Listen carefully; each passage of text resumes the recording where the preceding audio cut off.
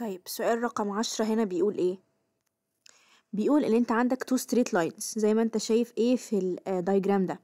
بيقولك ان هما L1 و L2. الايكويجن بتاعت L1 x plus y equal 6 والايكويجن بتاعت L2 y minus 2x equal 0. طيب بيقولك ان هما الاتنين بيintersectوا L1 intersects L2 at A at B. تمام. 0 is the origin point. المهم ان هو في الاخر بيقولك find the surface area of the triangle AOB اللي هو ايه التراينجل ده كده. تمام.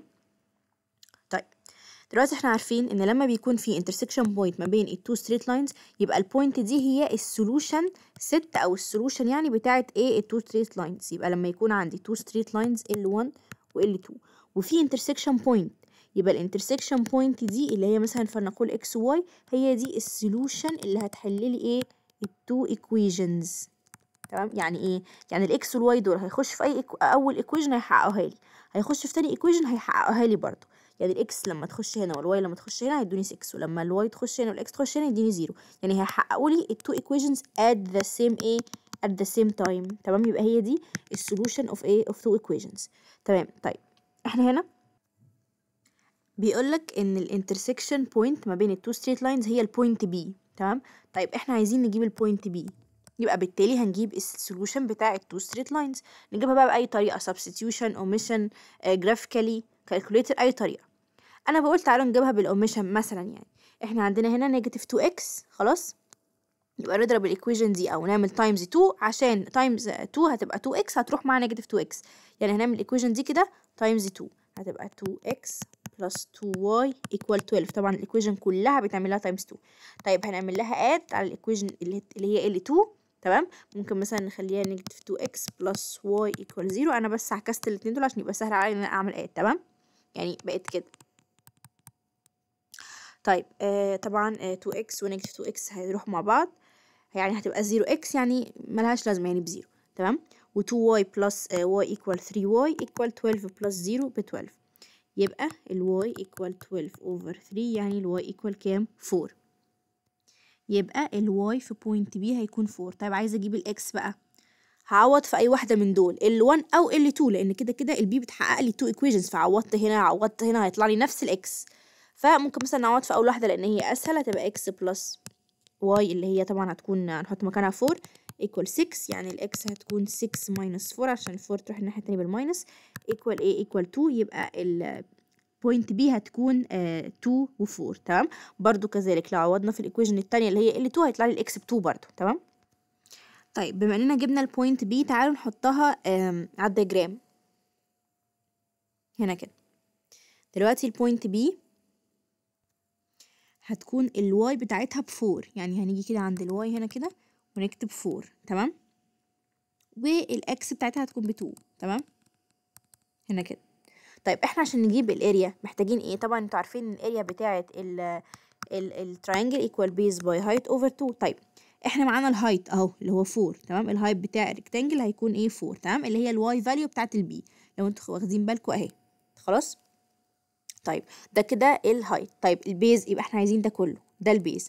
احنا معانا 2 يعني، بس طبعا احنا مش متأكدين هل دي نص البيز ولا ربع البيز ولا ايه حكايتها.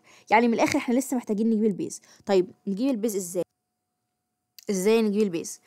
شايفين البوينت اللي هي ايه ديت؟ احنا دلوقتي لو عرفنا البوينت دي كام وكام خلاص هنعرف البيز لانه هتبقى الاكس بتاعها هو البيز صح. الاكس فاليو هنا هيبقى هو البيز. طيب هنعرف البوينت دي يعني ازاي؟ والله احنا عارفين ان الواي بتاعها بزيرو صح. الواي بتاعها بزيرو ما هي اهي الواي بزيرو والاكس احنا مش عارفينه. تمام. طيب احنا معانا الواي بزيرو يبقى نقدر نجيب الاكس. ازاي نقدر نجيب الاكس؟ والله احنا شايفين ان الاي ديت هي بوينت موجوده على الستريت لاين ده صح. يعني الاي ديت بتقع على الستريت لاين L1 فاحنا باستخدام الايكويشن بتاعت L1 نقدر نجيب الاي. طيب تاني انا دلوقتي استنتجت ان البوينت بي ب4 و2 فحطيتهم على الدايجرام عادي. حطيت ال4 في مكان الواي وال2 مكان الاكس. فبالتالي استنتجت ان الهايت بتاع التراينجل ده ب4. خلاص كده احنا جبنا الهايت. طيب عايزين بقى نجيب البيز اللي هو ايه اللي هو ده. نجيبه منين؟ هنجيبه من البوينت اللي هي ايه اهي دي. احنا لو عرفنا البوينت ايه دي بكام الاكس بتاع البوينت A، يعني الاكس فاليو بتاع البوينت A هو ده البيز. تمام. يبقى تاني لو A مثلا دي مثلا طلعت ب 3 مثلا، خلاص، يبقى يعني الاكس بتاعها طلع ب 3، يبقى 3 هو البيز. لو البوينت A طلع الاكس بتاعها ب 8 مثلا، يبقى 8 هو البيز. تمام. يبقى احنا محتاجين نعرف الاكس فاليو بتاع البوينت A هيكون كام عشان نعرف نجيب البيز. طب هنعرف الاكس فاليو منين؟ احنا عارفين ان الواي بزيرو اهو، حتى بصوا الواي هنا بزيرو. تمام. يعني البوينت هنا A موجوده هنا، فبالتالي الواي بتاعها بزيرو والاكس بتاعها احنا مش عارفين بكام. خلاص، بس احنا عارفين الواي بزيرو، فباستخدام المعلومه ان الواي بزيرو هنعرف نجيب الاكس. ليه؟ علشان انتوا لو بصيتوا كده كويس هتلاقوا ان ستريت لاين L1 بيقطع البوينت A، او البوينت A هي بوينت موجوده على الستريت لاين L1. فاحنا بالتالي هناخد الايكويشن بتاعت L1 دي وهنعوض مكان الواي بزيرو عشان هي احنا عارفين ان الواي بتاع البوينت A بزيرو، ونجيب الاكس. تمام. وساعتها هنعرف البيز بتاع التراينجل ده. خلاص. يبقى علشان البوينت A بتقع على L1 واحنا عارفين ان الواي بتاع A، الواي كوردينيت بتاع بوينت A هو 0، هنعرف ان احنا نجيب الاكس كوردينيت which is البيز بتاع التراينجل A بتاعنا. طيب يلا نجيب الاكس كوردينيت. طيب هناخد الايكويشن دي x plus y equal 6 وهنعوض مكان الواي بزيرو علشان احنا قلنا ان الواي كوردينيت بتاع الاي بزيرو، هتبقى x plus 0 equal 6، يعني الاكس كام؟ ب6. طيب ده معناه ان البيز بتاعنا هنا، ان البيز دوت ب6. خلاص. ليه؟ عشان احنا جبنا ان بوينت A هتكون 6 و0. خلاص، احنا دخلنا الزيرو على الايكويشن ديت اللي هي L1 لان الاي بتقع على L1 وطلع لنا الاكس ب6، فبالتالي البوينت دي هتبقى 6 و0، فبالتالي البيز هنا بتاع التراينجل بتاعنا هيكون 6 والهايت هيكون 4. كده احنا معانا بيز تايمز هايت طبعا اوفر 2، هو ده هيدينا الاريا اوف تراينجل. البيز قلنا ب6 والهايت ب4 اوفر 2، يعني هتبقى 24 اوفر 2، يعني هتكون 12 يونتس، وهي دي ايه الاجابه اهي. تمام. الإجابة بتاعت نمبر 10 12 سكوير ايه يونتس. طيب دلوقتي هنخش على السؤال اللي بعده وهو applications on solving two equations of the first degree in two variables. تمام. يلا بينا. احنا اتعودنا ان في الأسئلة اللي زي كده بنجيب التو equations، بعد ما نجيبهم بنحلهم وهو بيبقى عايز الحل. تمام. تعالوا نشوف السؤال ده. بيقول if 3 times a number is added to twice a second number the sum is 13. And if the first number is added to 3 times the second number, the sum is 16. Find the two numbers. طيب احنا هنقول احنا دلوقتي عندنا two numbers، الفيرست number والسكند number. احنا ممكن نقول ان الفيرست number هو x والسكند number هو y. فهو بيقول لك ان 3 times a number، فنقول ان هو يعني الفيرست number يعني 3 times x is added to twice a second number اللي احنا قلنا ان هو y twice second number، والsum بايه؟ ب 13. ادي اول equation. خلاص اخليها ايه كده اهو. بيقولك برضو and if the first number اللي هو x طبعا is added to 3 times the second number، يعني 3 times ال y لأن ال y هو second number، والsum بتاعهم ب 16. بيقولك find the two numbers added to equations. نقدر بقى نحلهم بأي طريقة كانت بقى omission substitution graphically calculator اللي تحبوه. نحلها ازاي؟ احنا مثلا ممكن نعمل ايه؟ والله احنا ممكن نحلها substitution تبقى سهلة. بس ايه رأيكم طيب مثلا ايه انتوا كده جربوا تحلوها substitution كده، خدوها practice واحنا نحلها بالكالكوليتر. تمام. عشان برضو ايه انا عايزاكم برضو تكونوا عارفين ازاي تحلوها بالكالكوليتر كويس. فهنحل بالكالكوليتر المره دي وانتوا حلوها substitution، ولو طلعت نفس الاجابه يبقى تمام، لو ما طلعتش يبقى انتوا كده محتاجين تركزوا اكتر على substitution، ممكن ترجعوا له تاني. تمام. طيب يعني حلوها انتوا بالسبستيوشن، لو طلعت نفس الاجابه يبقى انتوا كده فهمتوا السبستيوشن كويس، لو ما طلعتش نفس الاجابه يبقى ارجعوا تاني حلوا اسئله سبستيوشن اكتر واسمعوا شرح السبستيوشن تاني لان هو مهم، هم كلهم مهمين. تمام. بس انا هحلها بالكالكوليتر عشان اسيب لكم انتوا فرصه ان انتوا تبراكتسوا اكتر على السبستيوشن. طيب احنا قلنا ان احنا بندوس على مود سيت اب اللي هي جنب الاون مود سيت اب، بعدين بندوس على اي كيو ان اللي هي عندي هنا هتكون نمبر 5، بس ممكن تكون اي حاجه عندك معرفش، بس هندوس على اي كيو ان اهم حاجه 5. بعدين هنختار اول ايكويشن اللي هي في الفورم ax plus by equal c. تمام. اللي هي اول واحده. بعدين هندخل الكوفيشنتس، عندنا احنا في اول ايكويشن الكوفيشنتس ب 3 تمام و2 و13. طبعا خدوا بالكم لازم يكون الفورم اللي هو ax plus by equal c. تمام. طيب هندخل هنا 3 بعدين 2 بعدين 13 اللي هي الكوفيشنتس بتاعت اول ايكويشن. تاني equation عندي coefficients 1 و 3 و 16. 1 و 3 و 16 يبقى عندي هيكون ال x ب1 وال y ايه ب5. تمام، ده الإجابة بتاعت السؤال ده اهو. تمام. طيب نخش بقى على السؤال اللي بعده. طيب ممكن نقرا تاني. A rectangle is with a length more than its width by 4 cm. If the perimeter of the rectangle is 28 cm, find the area of the rectangle. طيب هنقول مثلا ان اللينث هيبقى x مثلا، والويد هيبقى y. ممكن تخلوها l و w مش فارقة، بس يعني خلينا زي احنا ما بنمشي في العادة. طيب بيقولك ان the rectangle is with length more than its width by 4، يعني x اكبر من y ب 4.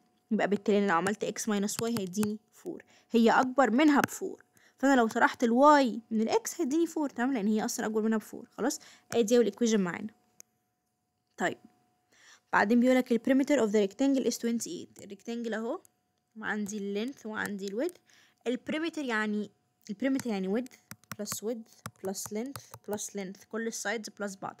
فانا هعمل width plus length a times 2. تمام، هي يعني خلاص، لان هنا بصوا هنا هتبقى 2 twice ال width plus twice ال length، هي يعني لما البراكت يتفك هتبقى هي. تمام، فانا هعمل ايه 2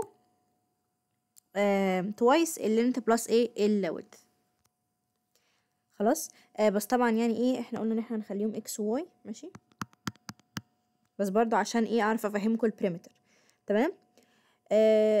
طيب هو بيقولك ان ده هي equal 28 سنتيمتر. طيب ده معناه ايه؟ ده معناه ان الاكس بلس واي هي equal ايه كام؟ 14 صح؟ علشان هعمل divide by 2 الناحية دي. تمام، وهعمل divide by 2 الناحية دي برضو، فهتبقى x plus y equal 14. ودي الايكويشن التانية. هنعمل بقى add للايكويشن الاولانية مع الايكويشن التانية. فانا عندي هنا minus y بلس y صح. انا عملت add لان الواي هنا ماينس، هنا الكوفيشنت بتاع نيجاتيف 1 وهنا الكوفيشنت بتاع بوزيتيف 1، فهتروح مع بعض.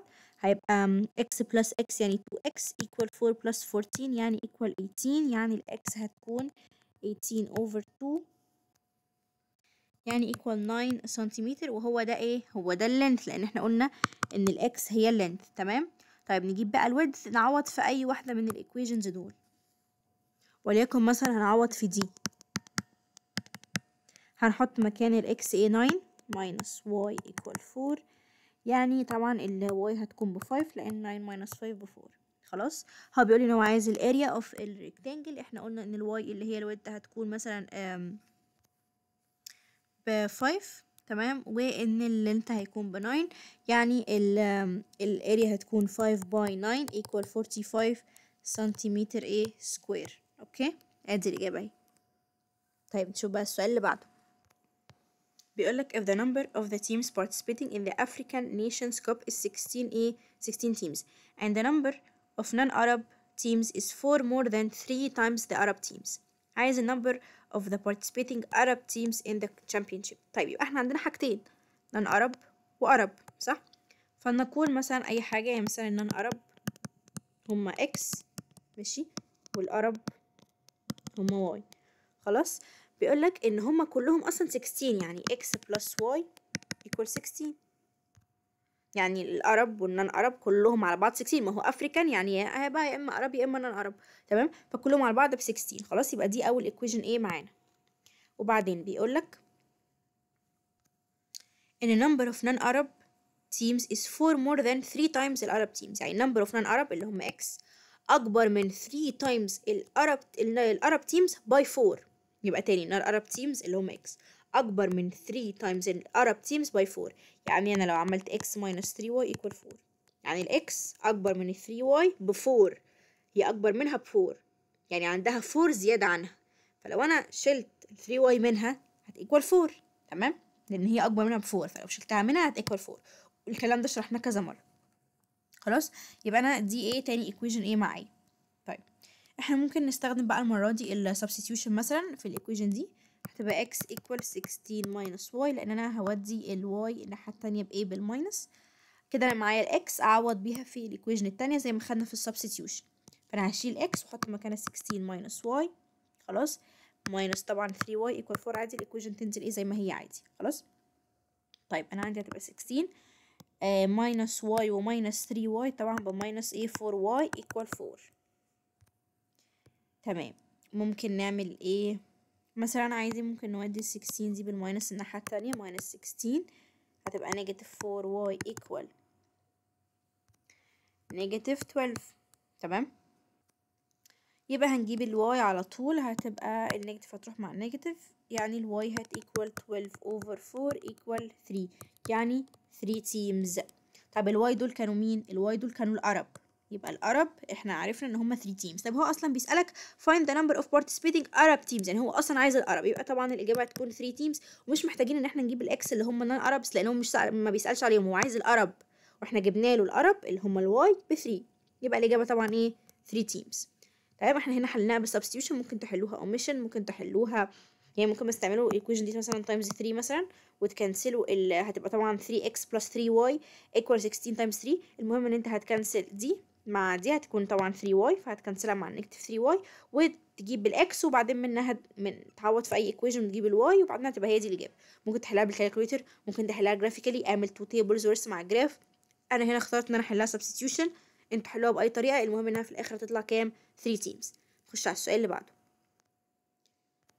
بيقول لك the sum of ages of a man and his son is 55 years. If the man's age is more than 4 times his son's age by 5 years, find the age of each of them. طيب احنا هنسمي الاكس هو المان's age، خلاص، والواي هو السون's age. تمام. يعني الاكس هو سن الراجل، والواي هو سن ايه الابن. تمام.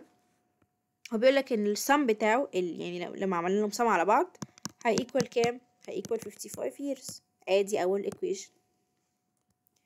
بيقول لك ان المان's age اللي هو x اكبر من 4 times السن age اللي هو 4y by 5، يبقى الاكس اكبر من ال 4y by 5. يبقى احنا لو عملنا minus الاكس minus 4y هيدينا كام؟ 5. يبقى تاني هو هنا بيقول لك ان المان's age اكبر من 4 times السون's age by 5، يعني الاكس اكبر من 4 الواي by 5، يبقى الاكس اكبر من 4 الواي by 5. فاحنا لو شلنا منها 4y هيبقى عندنا ايه 5. خلاص. ادي تاني equation. طيب ممكن مثلا نحلها ازاي؟ ممكن نحلها omission، ممكن نحلها substitution. تعالوا مثلا نحلها ايه substitution، هتبقى سهله. مثلا ممكن ايه نودي البوزيتيف واي ناحيه تانية بنيجاتيف واي، فتبقى الاكس equal 55 minus ايه minus y. خلاص، ودينا الواي الناحيه التانية ايه بالماينس. اوكي. هنعوض بقى في الايكويشن التانية، فتبقى 55 minus y، وننزل عادي بالايكويشن minus 4y equal 5. خلاص، minus y و minus 4y يعني minus 5 ايه 5y كده. طيب ممكن نودي 55 في الناحية التانية كده، فهتبقى نيجاتيف 5y equal 5 minus 55 بنيجاتيف 50. اوكي.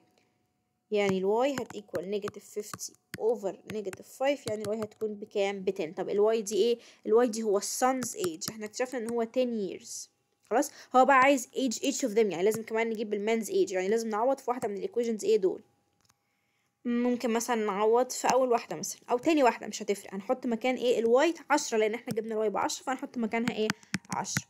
فهنعوض في اول واحده تبقى x plus 10 equal 55، يعني الاكس equal 55 minus 10، يعني الاكس equal ب 45 years ايه years old. يبقى الاكس اللي هو الزمان's age او المان age equal 45 والسن equal 10. خلاص، يبقى 45 وايه و10. طيب السؤال اللي بعده بيقول لك two supplementary angles. طيب احنا كنا خدنا قبل كده ان في حاجه اسمها complementary angles وفي حاجه اسمها supplementary angles، بفكركم بيها عشان لو حد ناسي. complementary يعني السم بتاعهم ب 90. يعني انا لو قلت لك ان angle A وانجل B are complementary angles، ده معناه ان angle A plus angle B equal 90 degrees. تمام. ممكن بقى A تكون 45 و B 45، ممكن A تكون 60 و B 30، ما اعرفش. المهم ان انا عارفه ان السم بتاعهم ب 90. خلاص. طيب لو قلت لك ان الانجل A والانجل B are supplementary، يبقى السم بتاعهم بكام؟ ب 180 degrees. تمام. يعني السم بتاع او angle A plus angle B equal 180 degrees. هي بتتقال كده complementary، يعني السم بتاعهم ب 90، supplementary يعني السم بتاعهم ب 180. خلاص هو بيقول لك هنا two supplementary angles، يبقى السم بتاعهم بكام؟ ب 180 degrees بس. تمام. هو بيقول لك ان twice the measure of their bigger. يبقى احنا كده في bigger و smaller. ممكن نقول مثلا ان الاكس هو البيجر، تمام، يعني هو يعني مش قد بعض يعني، والواي هو السمولر. تمام. هو بيقول لك ان هما two supplementary، يعني x plus y equal 180 degrees. تمام اهي دي اول equation. بيقول لك بقى ان twice the measure of their bigger، يعني twice الاكس، لان احنا قلنا ان البيجر هو الاكس، equal 7 times the measure of a of the smaller اللي هو y. عايز بقى الميجر of each a of each angle. طيب ممكن نعمل ايه؟ ممكن نعمل مثلا substitution مثلا. ممكن ايه؟ ناخد مثلا دي كده، تمام. ممكن مثلا نقول ان الاكس هتيكوال 180 minus y، نودي الواي الناحية التانية بالماينس، تمام، ونعوض بالاكس دي هنا، فهتبقى بالشكل ايه؟ بالشكل ده. هتبقى 2 times، بدل ما احط x هحط 180 minus y، تمام، equal 7 ايه؟ equal 7y. طيب هنعمل ايه؟ هوزع ال2 على البراكت عادي جدا، فهتبقى 180 times 2 ب 360. اوكي 180 multiply 2 ب 360، و negative y times 2 ب negative 2y equal 7y. خلاص. طبعا هنودي دي الناحية التانية بالبوزيتيف، تمام، فهتبقى positive 2y، يعني هتبقى 360 equal 9y. خلاص 7 plus 2 equal 9، فالواي هت equal 360 over 9، يعني هت equal كام؟ 40 degrees. تمام كده احنا جبنا الواي ايه ب 40. يلا بقى نجيب الاكس، لان هو عايز find the measure of each angle.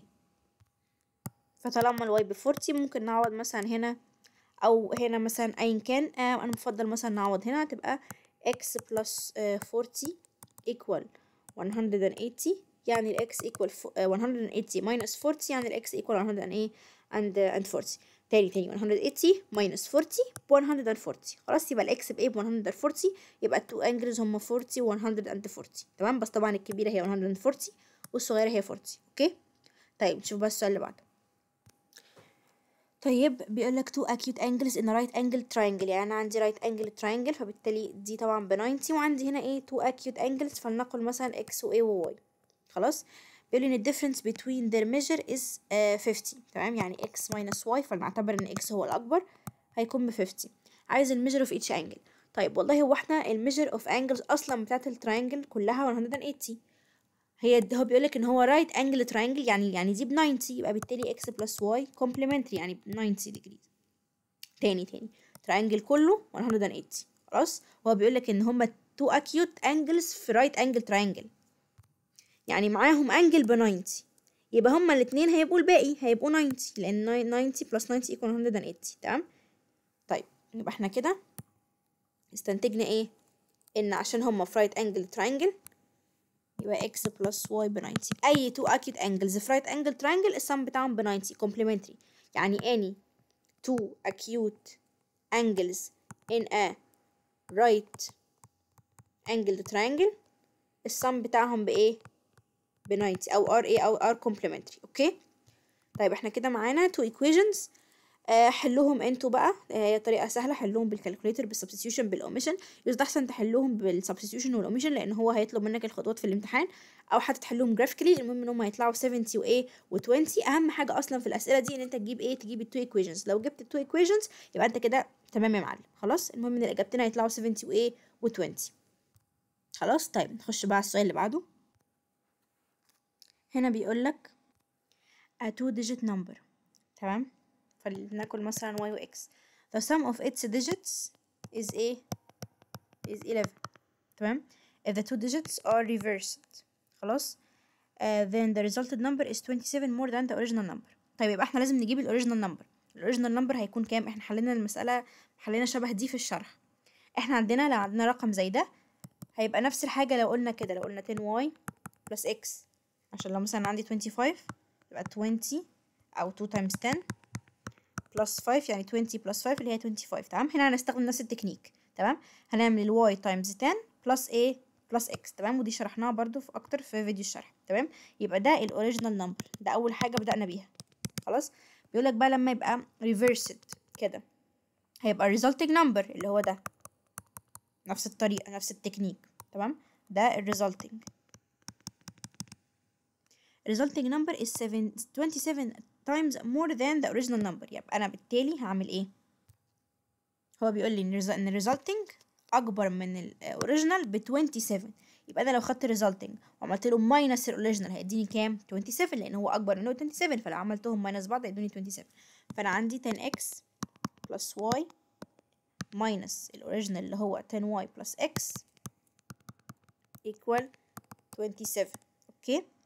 فانا عندي يعني البراكت بقى يعني هنشيلها، هيبقى انا عندي لا ما مش هينفع نشيل براكت على التاني. اوكي. طيب المهم يعني ان احنا هناخد الريزلتنج نمبر هيماينسه من الاوريجينال، فطبعا النيجاتيف هيتوزع، ماشي. اوكي. فهتبقى 10x plus y minus 10y minus x equal ايه؟ equal 27. تمام. خدوا بالكم ان احنا لما يكون عندنا تو براكتس بنماينسهم من بعض لازم الماينس ايه يخش في البراكت كله، تمام. طيب هيبقى عندي كام؟ هيبقى عندي 10x minus x يعني 9x و y minus 10y يعني minus ايه او negative 9y equal 27. تمام. يبقى تاني 10x minus x ب 9x و y minus 10y ب negative 9y. اوكي. طيب احنا ممكن احنا نعمل divide by 9 على الايكويشن كلها، هتبقى x minus y equal 3. تمام. ادي ايه الايكويشن التانية. خلاص. طيب طبعا احنا معانا كده التو ايكويشنز بتوعنا، هتحلوهم باي شكل substitution omission graphically calculator، هيطلع لكم ان الاكس ب 7 والواي ايه ب 4. خلاص نحلهم بقى باي طريقه، هو دي الاجابات اللي هتطلع. طيب هو بيقولك عايز الاوريجينال نمبر اللي هو كان y و x، تمام. اللي هو كان 10 times y plus x، فهنعمل 10 times 4 plus 7 يعني الاجابه هتكون ايه 47، وهي دي الفاينل انسر. تمام اهي. طيب نشوف بقى السؤال اللي بعده. طيب بيقولك if the sum of ages of أحمد and أسامة is now 40 years old. طيب فلنقول إنه أحمد هيكون x وإن أسامة هيكون y. بيقولك إن x plus y يعني جمع ال ages بتاعتهم ب 43 years old. تمام.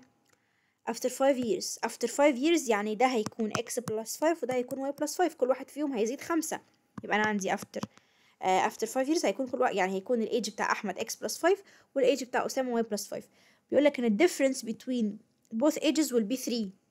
يعني انا هاخد احمد's age minus اسامه's age، تمام، equal 3. خلاص. طيب عايز الايج after 7 years يعني عايز x plus 7 y plus 7. طيب تعالوا نجيب الاكس والواي الاول. طبعا النيجاتيف هيتوزع على البراكت كله، هتبقى x plus 5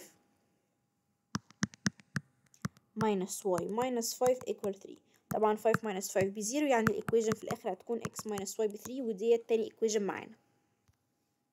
طيب كده احنا جبنا 2 equations، اعتقد سهل ممكن حتى اهو تعملوهم بالاوميشن. هيبقى 2x equal 46 يعني الاكس هتكون ب 23 وبالتالي الواي هتكون ب 20. كده احنا معانا الاكس والواي. اعمل هنا plus 7 لان هو عايز الايج after 7 years، هيبقى الاكس اللي هو ايج بتاع احمد ب 30 years وواي اللي هو الايج بتاع اسامه ب 27 years، وهي دي الاجابه. طيب اهو 30 و 27. نشوف بقى السؤال اللي بعده. هنخش بقى على سؤال 16. تمام. بيقولك an equilateral triangle اهو دوت find the length of its sides. هو مديك اللينث طبعا في هيئة equations، بس هو طالما equilateral يبقى كله equal بعضه. يبقى x plus y plus 2 equal 3x minus y equal x plus 2y. طيب نعمل ايه؟ احنا ممكن مثلا ناخد ده وده مثلا مع بعض كده لوحديهم، ونحاول ان احنا نجيب الواي او الاكس لوحدها. مثلا ممكن نودي الاكس ناحية التانية بالماينس فتبقى minus x، فتبقى لي ايه 2y equal y plus 2. بعدين احنا هنا ودينا الاكس، ماشي، ودينا الاكس فبقت x minus x ب0 فبقى 2y equal y plus 2. تمام. نودي ال 2y الناحية التانية تبقى 2y minus y equal 2. 2y minus y طبعا يعني y equal ايه equal 2. خلاص ادي اول واحدة معانا كده، احنا جبنا الواي. طيب احنا خدنا دي ودي، ناخد بقى المرة دي ايه دي مع دي مثلا، نشوف كده هيودينا على فين.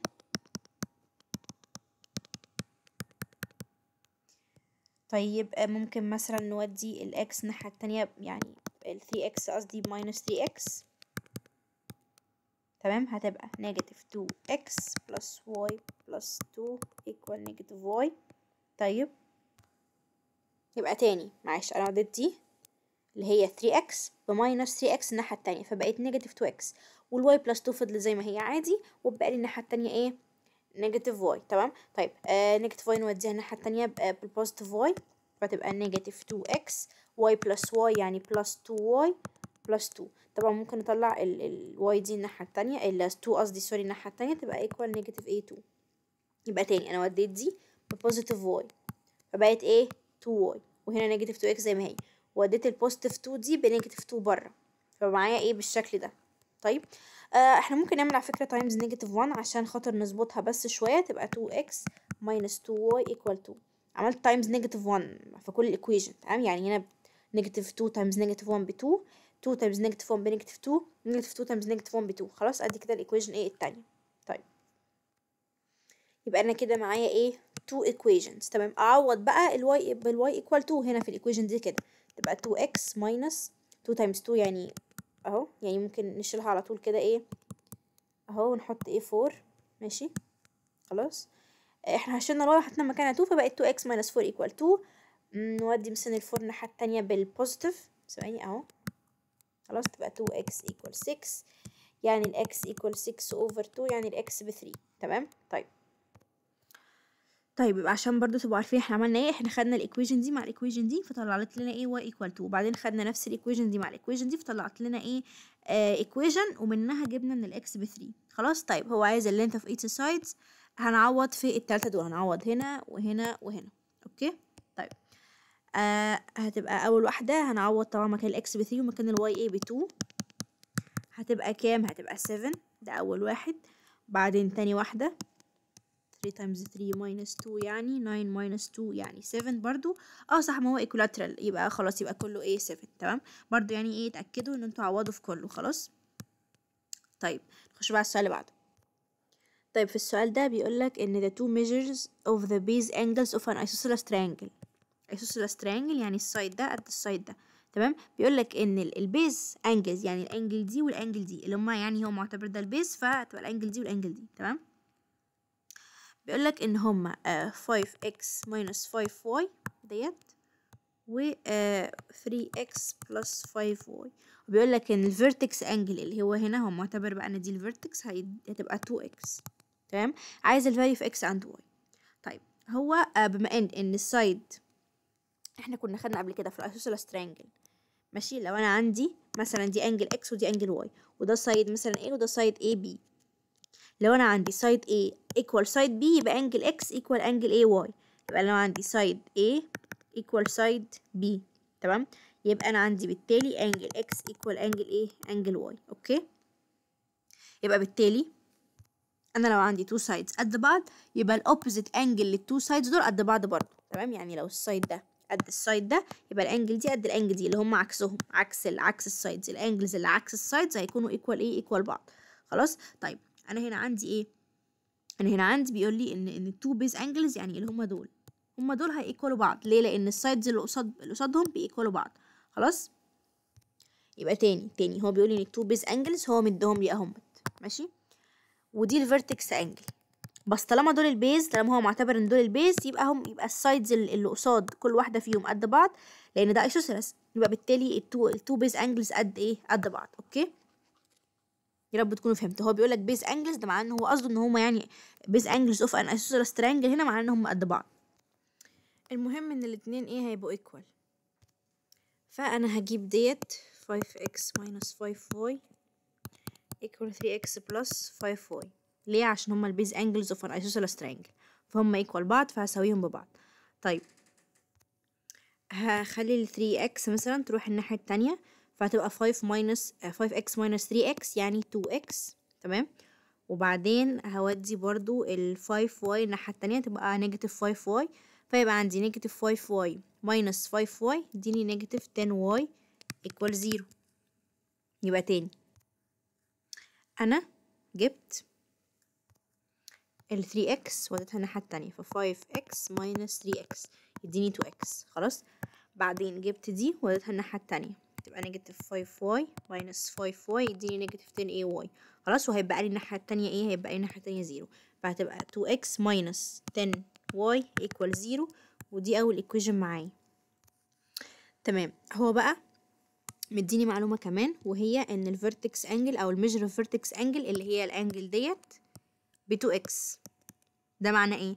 ده معناه ان البيز انجلز اللي هما 5x minus 5y و 3x plus 3y ومعاهم الفيرتكس انجل كلهم ب 180، عشان ده تراينجل، فالسم اوف ميجرز اوف انتيريور انجلز اوف تراينجل 180. فالتو بيز انجلز مع الفيرتكس انجل التلاتة هي ب 180. فانا ممكن اخد 180 minus التو بيز انجلز يدوني 2x، صح؟ يعني ممكن هما السم بتاع التلاتة انجلز دول ب 180، فانا هاخد البيز انجلز واعملهم minus 180، او يعني 180 minus البيز انجلز هيديني 2x. يعني هعمل كده، هعمل 180 تمام minus البيز انجلز اللي هما 5x minus 5y plus 3x plus 5y، ودول كده ايه؟ هيساوي 2x. خلاص، ليه؟ علشان السم بتاع الانجلز كلهم ب 180، فانا لو طرحت 180 ماينس الاتنين دول هيديني دي اللي هي 2x. تمام، طيب تعالوا كده نسمبليفاي. عندي مثلا ايه؟ عندي 5x و 3x يعني 8x، ونيجاتيف 5y بوزيتيف 5y يعني مفيش اصلا y. اوكي، يعني نيجاتيف 5y هتروح مع البوزيتيف 5y، يعني هيبقى انا عندي 180 minus 8x equal to x. تمام، طيب انا ممكن اودي ال 8x الناحية التانية بالبوزيتيف، يعني نيجاتيف 8x هتروح الناحية التانية بوزيتيف 8x، فيبقى عندي 180 equal كام؟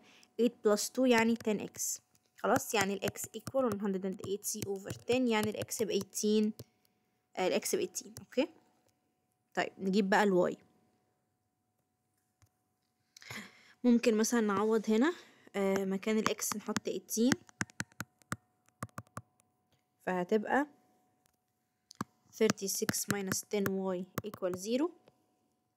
يعني ممكن نودي ال 10y الناحية التانية فتبقى 10y equal 36، ف ال y هت equal 36 over 10، يعني ال y هت equal 3.6. تمام، يبقى ال 8 يبقى ال x قصدي ب 18 وال y ب 3.6. طيب أهم حاجة في السؤال ده ان انت تبقى عارف ان البيز انجلز اوف ان isosceles triangle are equal. البيز انجلز هنا معناه ان هو قصده ان السايدز اللي قصادهم هم دول الايكوال. تمام، فده معناه ان البيز انجلز ايكوال. يبقى لما يقول لك بيز انجلز اوف ان isosceles triangle، ماشي، يبقى هما الاثنين ايكوال. خلاص، وتبقى فاهم حته ان احنا عملنا 180 ماينس التو انجلز دول، خلاص، ايكوال ايه؟ هيديني طبعا ايه؟ التو انجلز، الانجل اللي هي الفيرتكس انجل. يعني لو عملت 180 ماينس اي تو انجلز في الايسوسيلس ترينجل او في اي ترينجل هيديني الثيرد انجل. خلاص، لو فهمتوا الحاجتين دول هتعرفوا تحلوا السؤال عادي. طيب نشوف بقى السؤال اللي بعده.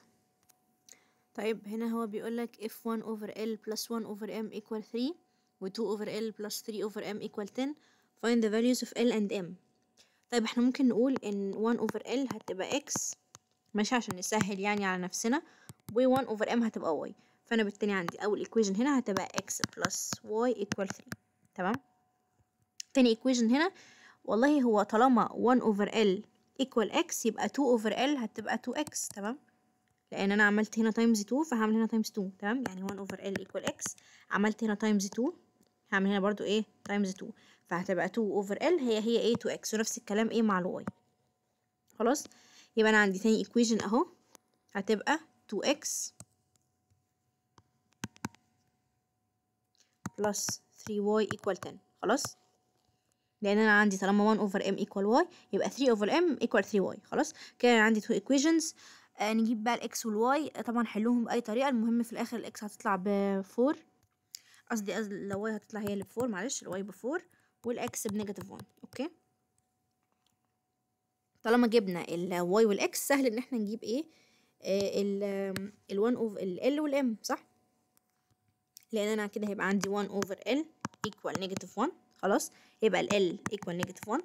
ماشي. وعندي 1 اوفر ام equal 4. يعني الام هتكون ب 1 اوفر ايه 4، صح كده؟ بس كده احنا جبنا ال values of L and M. شوف بقى السؤال اللي بعده. بيقولك a rectangle of perimeter 24 سنتيمتر. طبعا rectangle of perimeter 24 سنتيمتر. طيب ماشي، هو بيقولك if its length decreased by 4. طيب ممكن الأول ندي بس ندي ال length value نخليه مثلا x، والwidth هيكون مثلا y. ماشي. هو بيقولك ان ال perimeter is 24، يعني x plus x plus y plus y equal 24، يعني 2x plus 2y equal 24. يعني ممكن نقول ناخد common factor فتبقى 2x plus y equal 24، ودي أول equation. خلاص، يبقى 2 times 2x plus y equal ايه equal 24، ودي أول equation. خلاص. طيب بعدين بيقولك لو اللينث اللي هو x decreased by 4، يعني بقى x minus 4، يعني الx بقى x minus 4. يعني مثلا لو اللينث كان 20 هيبقى ايه؟ هيبقى 16. and its width increased by 2، يعني y plus 2. هيبقى square. يعني ايه هيبقى square؟ يعني هيبقى عامل كده. يعني هيبقى اللينث قد الويدث، يعني x minus 4 y plus 2 هيبقى قد بعض. يعني هو هنا لو الx decreased by 4 يعني بقى x minus 4 اهي، والy increased by 2 يعني بقى x بقى y بدل ما تبقى y بقت y plus 2، يبقى هيبقى square، يعني هيبقوا الاتنين قد بعض، يعني x minus 4 equal y plus 2. تمام. يبقى تعالوا بقى نشكلها احسن بشكل احسن شويه. هنودي النيجاتيف 4 الناحيه التانية تبقى positive 4، ونودي الواي الناحية التانية يبقى minus y، يعني x minus y equal 6. تمام. ادي دي تاني ايه equation. اهم حاجة تبقوا فاهمين ان هو بيقولك ان احنا لو خلينا ال x plus minus 4 وال y plus 2 هيبقى square، يعني هيبقوا الاتنين قد بعض. خلاص. طيب احنا عندنا ال 2 equations دول ممكن بقى نحلهم بأي طريقة. في الآخر ال x هتطلع ب 9 وال y ب 3. حلوها بقى بأي طريقة، يعني ممكن حتى تحلوها بالكالكوليتر، تحطوا ال 2 equation دي، هتحطوا الايكويشن دي مع الايكويشن دي. تمام. والايكويشن اللي هي اللي فوق دي ممكن هتبقى كده 2x plus 2y equal 24. خلاص. يعني هتاخدوا الايكويشن دي مع الايكويشن دي على الكالكوليتر، هيطلع لكم ان الواي ب 3 والاكس ب 9، او حلوها بسبستيوشن بالاوميتنج، اي طريقه. المهم ان هي دي هتطلع الاجابه كده في الاخر. طيب هو هنا بيقولك find the area of the square. طيب هو احنا اصلا الدايمنشنز بتاعت السكوير كام؟ مش x و y، x و y دول بتوع الريكتانجل. هو قالك ان لما الاكس يكون decreased by 4 والواي تكون plus 2 هيديني دي ده هيبقى سكوير، يعني دي الدايمنشنز بتاعت السكوير. طيب فانا عندي الاكس ب 9، يعني 9 minus 4 يبقى ال 5، وطبعا 3 plus 2 5. طبعا بما ان هو سكوير فالسايد ده هيبقى قد السايد ده، يعني طبعا هيكون ايه 5. هو عايز الاريا هتبقى 5 by 5، هيبقى 25 سنتيمتر سكوير. خلاص. طيب يبقى اهم حاجه الاول نجيب الايكويشنز. تمام. خدوا بالكم من حته ان هو هيبقى سكوير دي، يعني الاثنين هيبقوا قد بعض. تمام. يعني x minus 4 equal y plus 2. وبعدين هنجيب الاكس والواي، وهنجيب عادي ايه السكوير عادي، بما ان احنا معانا ايه الدايمنشنز بتاعته. تمام. طيب نشوف بقى السؤال اللي بعده. اخر سؤال بيقولك a sum equals 8 جنيه. ماشي. it is wanted to change it to 21 blank notes. Some of them are 25 pastries and the others are 50 pastries. Find the number of blank notes of each type. طيب هو هنا قصدي معلش هتبقى بنك نوت. ماشي. طيب هو هنا تعالوا الأول نحول. هو هنا 25 يعني هنا pastries يعني 25 قرش. ماشي. يعني الكلمة دي معناها قرش.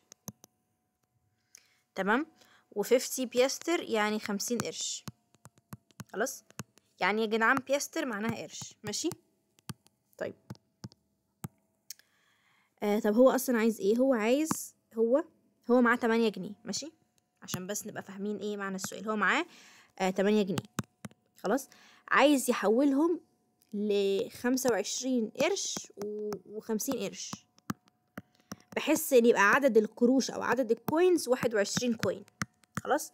يبقى هو معاه 8 جنيه، عايز يحولهم لمجموعة من 25 قرش و50 قرش، بحيث ان في الاخر عدد الجنيهات او عدد القروش اللي معاه، يعني عدد الدواير مثلا اللي معاه، يكون كام؟ يكون 21.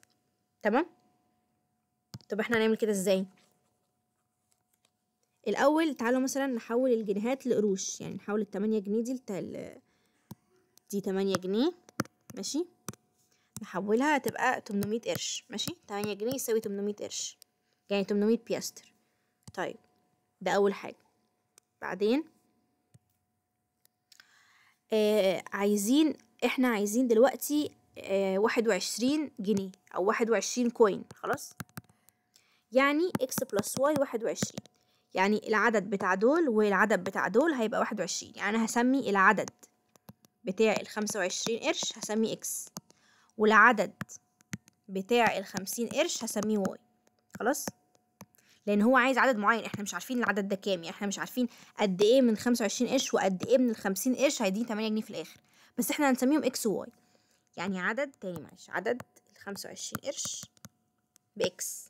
خلاص، وعدد ال50 قرش بواي. العدد ده كام احنا منعرفش، بس هو عدد معين اللي هيدينا 8 جنيه في الاخر. تمام، يعني كام 50 مع كام 50 قرش مع كام 25 قرش هيدونا 8 جنيه في الاخر. طيب اوكي، دي اول ايكويشن. ثاني ايكويشن بقى هيبقى الفاليو، هيبقى 25 اكس بلس 50 واي ايكوال ايه؟ ايكوال 800 قرش. يعني انا معايا 25 كوين ماشي. هنا بقى احنا مش هيبقى عدد بقى، هيبقى فاليو. هيبقى الفاليو بتاع ال50 قرش والفاليو بتاع ال25 قرش ب 800 قرش. تمام كده، احنا معانا تو equations هنحلهم.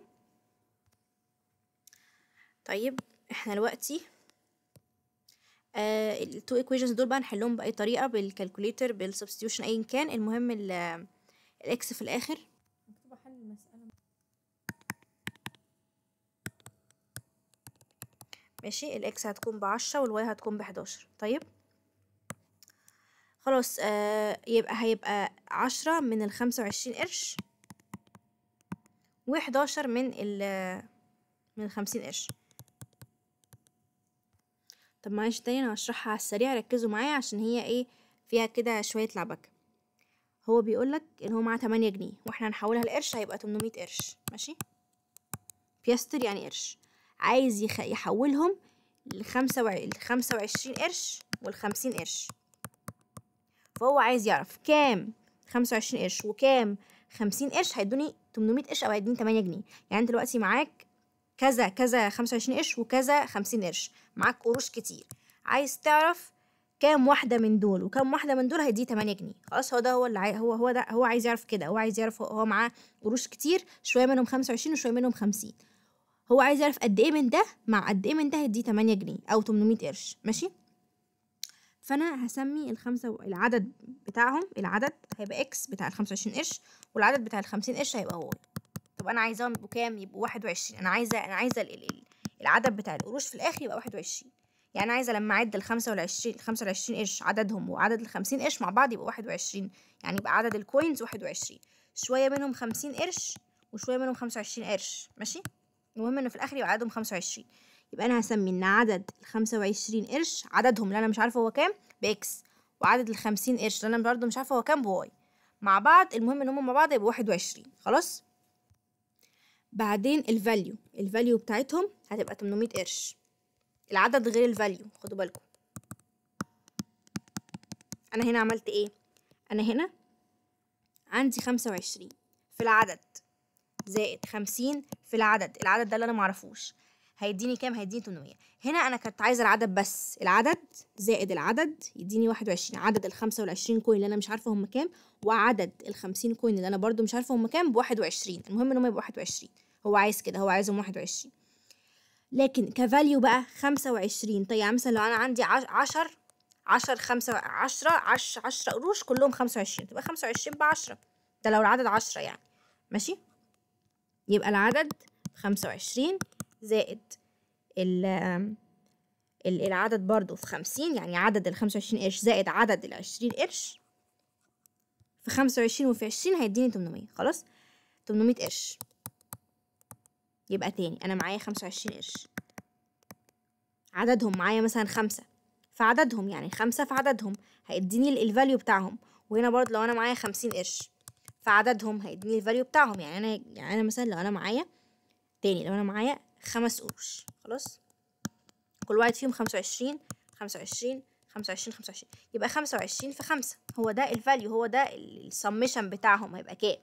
ماشي. فنفس الكلام هنا، العدد في 25 زائد العدد في 50 هيديني 800 قرش. هحل التو ايكويشنز دول، ماشي. هيطلع لي ان الاكس ب10 وان الواي ب11، يعني 10 من ال 25 بيستر، يعني 10 من ال 25 قرش، و11 من ال 50 قرش. تمام. يا رب تكونوا فهمتوها. طيب هنشوف بقى بسرعة كده احنا حلينا ايه. احنا حلينا رقم 10 وحلينا رقم 3 هنا ورقم 4 وحلينا 5 و6 و7 و8 و11 و14، اللي هي طبعا معظمها الأسئلة اللي عليها يا إما علامة كتاب الوزارة يا إما كانت في امتحانات قبل كده. ماشي، الأسئلة المهمة يعني. وحلينا السؤال 16 وحلينا السؤال 17 عشان فيهم أفكار، وحلينا كل أسئلة الإكسلنت بيوبلز. تمام. الأسئلة دي بتاعت excellent pupils، فممكن تاخد شوية وقت منكم يعني عشان تفهموها، بس إن شاء الله هتفهموها مع إعادة الشرح يعني. تمام. بالنسبة للأسئلة الباقية اللي احنا محلناش حلوها انتوا، لو حد عنده سؤال يبعتلي وانا هبقى اشرحها له في فيديو لوحدها. ماشي. يعني لو انت عندك مثلا مشكلة في سؤال 9 ابعتولي وانا هحلهولك في فيديو لوحده. اوكي. طيب احنا كده خلصنا اول درس في اول يونت في الالجبرا، وحلينا عليه تقريبا كل الاكسرسايز وكل الاسئله اللي فيها افكار. ان شاء الله المره الجايه هنخش على تاني درس. اشوفكم في الفيديو الجاي.